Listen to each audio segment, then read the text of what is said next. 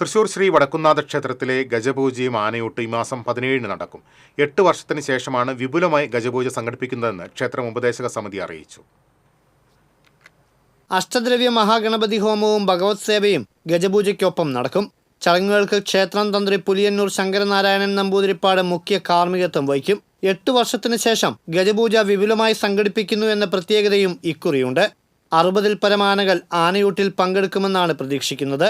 അതേസമയം നാളികേരത്തിന്റെ ലഭ്യതയും തയ്യാറെടുപ്പിനുള്ള സമയക്കുറവും നേരിയ പ്രതിസന്ധി സൃഷ്ടിക്കുന്നതായി ഉപദേശക സമിതി ഭാരവാഹികൾ പറയുന്നു. ഹൈക്കോടതി ഉത്തരവിന്റെ പശ്ചാത്തലത്തിൽ ദിവസങ്ങൾക്ക് മുൻപ് മാത്രമാണ് ഉപദേശക സമിതി പുനഃസംഘടിപ്പിച്ചത്. കമ്മിറ്റി അംഗങ്ങൾ എല്ലാവരും പുതുമുഖങ്ങളുമാണ്.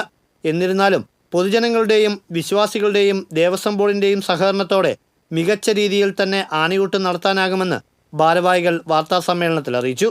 ക്ഷേത്ര ഉപദേശക സമിതി president K Raman, secretary K Manoj Kumar, vice president Navaneeth Krishna, Ushanandini, K Shaji എന്നിവർ പങ്കെടുത്തു.